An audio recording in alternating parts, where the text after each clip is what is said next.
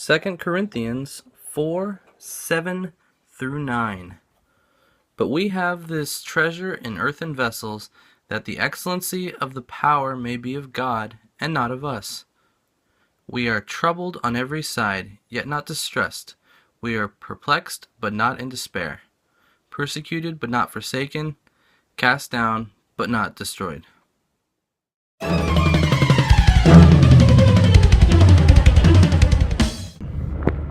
Good day, everybody. I'm off once again to tutor. We're doing it nearby. So I got 30 minutes to eat and do that and get there. So hi guys, here I am again. I didn't vlog anything. It just slips my mind completely in the middle of the day. I don't do anything super interesting, so I'm thinking about what I'm doing and not vlogging or anything like that. But so I tutored, and then I came home, and then I went to the drive, and my sister Heather came with me. She decided to check it out. So we went. It was the first one of the year. They had a guest speaker because the regular guy wasn't there.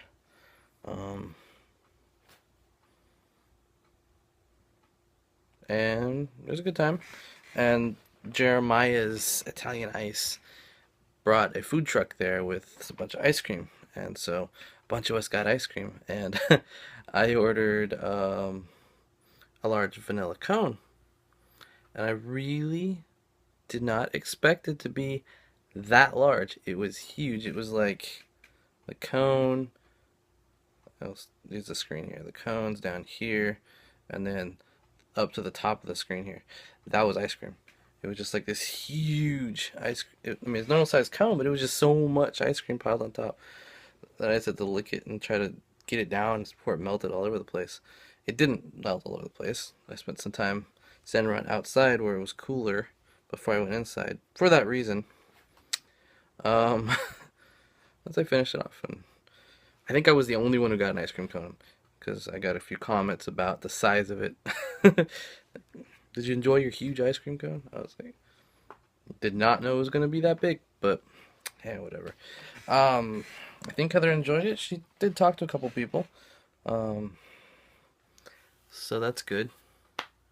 So I don't know, in the future, if she's gonna come back or not. She's gonna have to come on her own whenever I'm tutoring down in Orlando, because I can't make it up here, get her, and come back. So it's kind of a straight shot from the church, though. 434 becomes John Young Parkway, which is the street that church is connected to. It just takes a little while, but it's a pretty straightforward and easy route to take. I came back, I watched Marvel's Agent Carter started. That was fun in that it made some references. It showed lots of clips from Captain America, the First Avenger, the first Captain America movie. At the end, she was talking to him when he was about to crash. They showed pictures and other scenes where she was remembering him and stuff like that. It took place in 1946. The premise of the story is that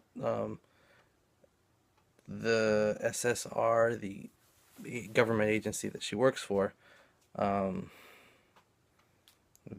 International Government Agency, I don't know, that she works for, is looking for Howard Stark, Tony Stark's father, because they think he's done something. He's been selling some of his inventions and weapons and stuff, and he says that he's been framed and that someone stole it from him, but that nobody would believe him. So I mean, he runs away, and then he finds her, tells her this, she believes him, and then she's basically going about.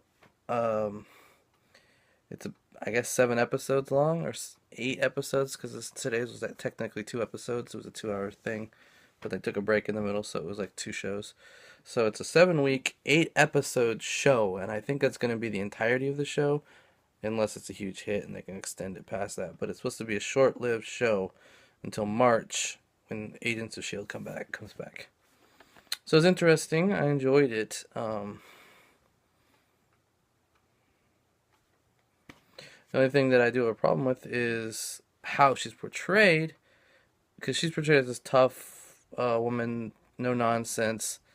She's a really good shot, but you don't really see her in any other form of action.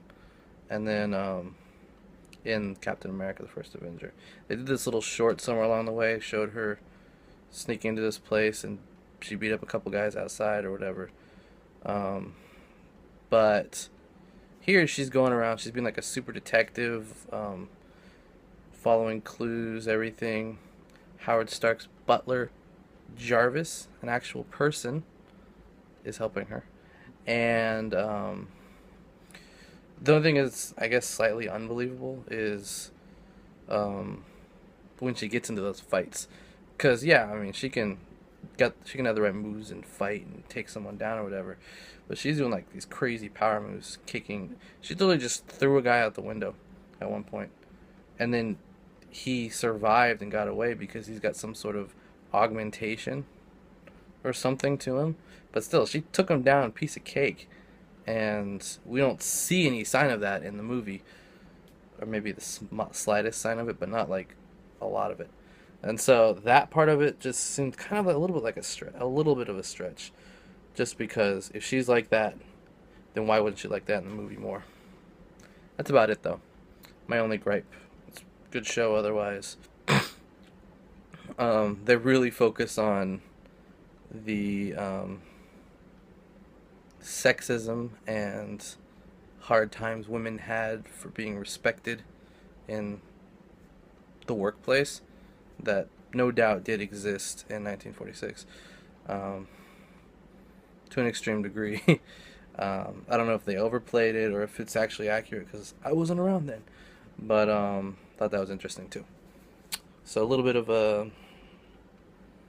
a social statement being made at the same time. I'll keep watching it. It's every Monday at 9 after the 2-hour episode that was today at 8 and 9. Up until Agents of Shield comes back in March. So I'll be watching that. And with that, we're going to close out the vlog yet again. I hope you guys had an awesome day. My Tuesday was pretty good. So for Donnie, Abe, and George, good night. See you tomorrow. Bye.